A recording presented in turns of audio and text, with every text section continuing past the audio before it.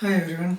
Today, let's talk briefly about the actual problems of the Retroid Pocket 2 Plus. There are many clickbait videos talking about a lot of problems. So let's make it clear. What is a problem? A problem is something which deviates from the actual design. A problem is something which is a failure to whatever the product is designed for or whatever is promised. That is a problem. So in this video, let's talk about what are the real problems and what are not. So without further ado, let's talk about. Let me change the camera.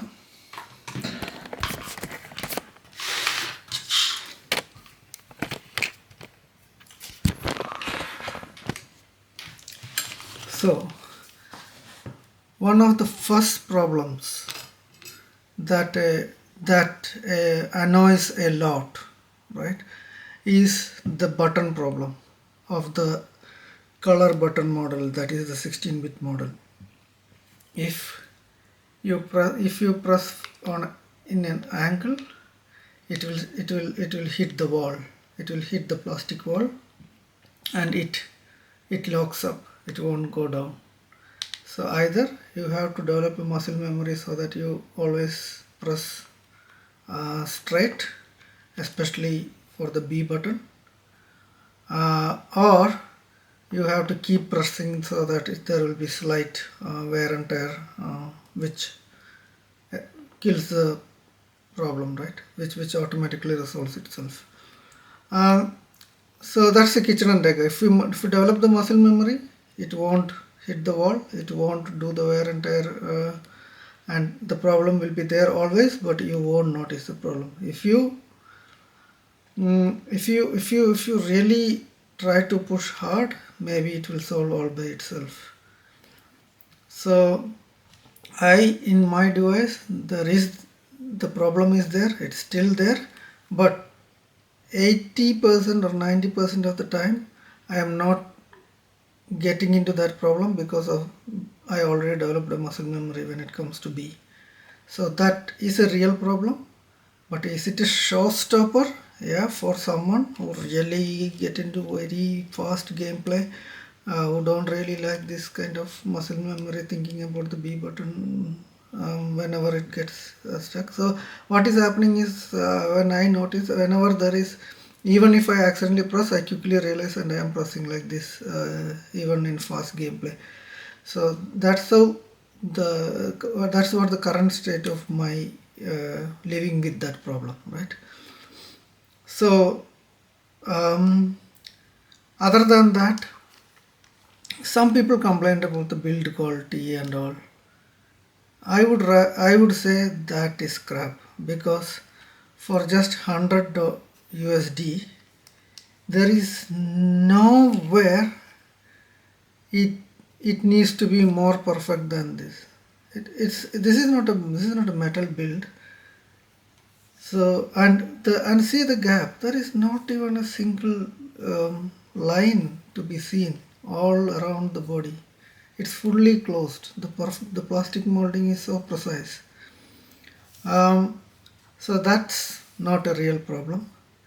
This the another problem that people talk about, which is a real problem, is the light bleed, and that light bleed is when you start the display.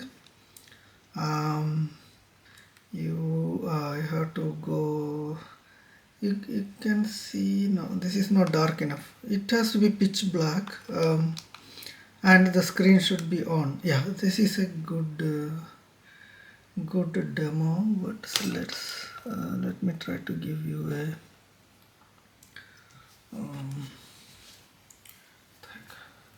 I have to switch off both the lights.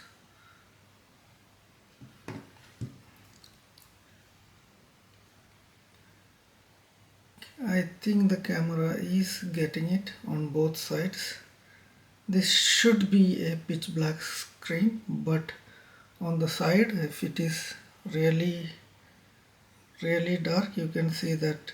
So it's a LCD screen, it's a backlit LCD screen. Even though it is IPS LCD screen, doesn't matter. LCD is LCD, it will never match OLED, right? So people who have or who are used to see. I use OLED mobile since ages, and I use a OLED tablet, and I also have a OLED laptop. So for me, this is very visible, right?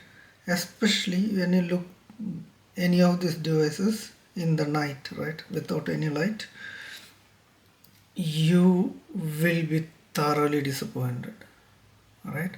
If you don't have any light in the background, in the room, in front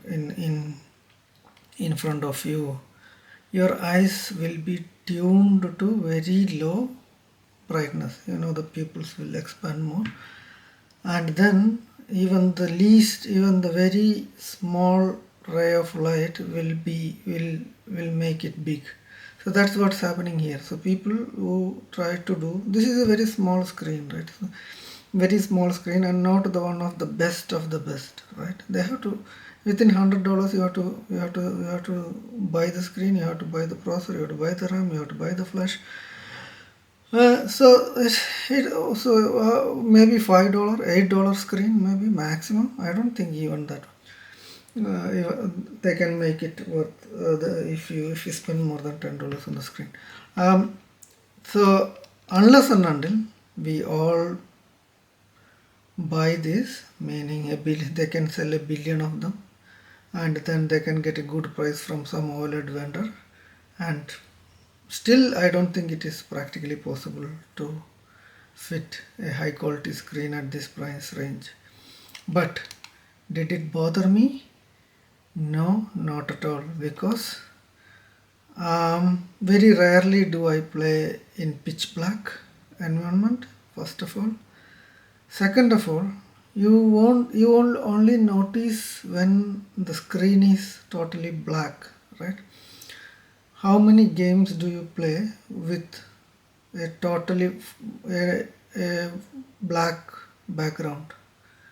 I never see. But if I have to pick and choose, if I have to complain, if I have to tell this as a big problem, yes, this is a problem, right? So that is another real problem, meaning the screen has got a bleed, and if my understanding is correct, this bleed is not the same bleed for everyone, because there are multiple vendors who are providing the screen, or multiple people assembling the screen, giving multiple, meaning different pressure kind of thing that's getting into screen while pasting into the case or something, because the screen bleed can slightly change, right, when you press, depending on the pressure of the screen. So you can see, right? So when I press, it changes.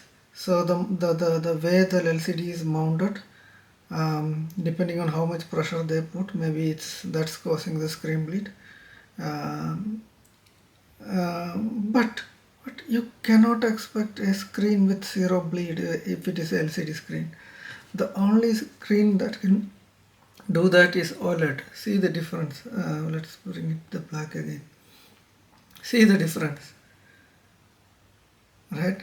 So don't expect an OLED kind of experience in a $100 Retroid Pocket 2 Plus. It is a very limited production run system. You shouldn't expect Samsung LG kind of quality there. It's not possible. If anybody knows anything about some manufacturing, it's all about numbers. Unless you are going to lose money. I don't think this is these guys are making a lot of profit margin. But even if you don't make any profit margin, it's impossible to produce a product with all the high end. It's not possible.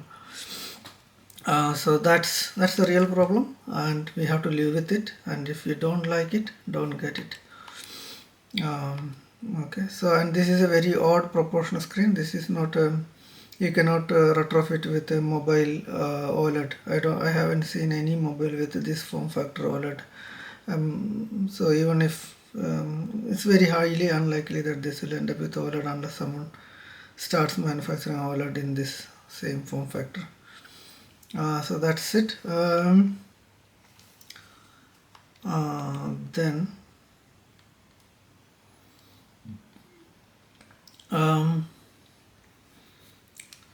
other than that, I don't see any reason why people should complain. I mean, people can complain, right? I am not dictating, so nobody should complain. It's a free world. But in my humble opinion, other than these two problems, right? So other than these two problems, the the people complaining about the performance, people complaining about any other stuff, right? That's not um, that's not fair. This product does what it is designed for, right? This product performance bracket, it exceeds whatever it is designed for. Nobody promised anything. If you go to go.retroid.com, they didn't promise that this is going to play all PS2 games. They didn't promise that it's going to play all GameCube games. But people who get the first edition of this device found out the performance capacity of this device, and it can play most of the GameCube games, it can play most of the PSP games, it can play some of the PS2 games, right? So that's all bonus to whatever this product is designed for. So yeah, so that's it. That's all I want to say. Thanks for enjoying my blabber. I'm sorry if it is too long. And yeah, thanks for all the support, guys. Happy gaming. See you in another one. Bye.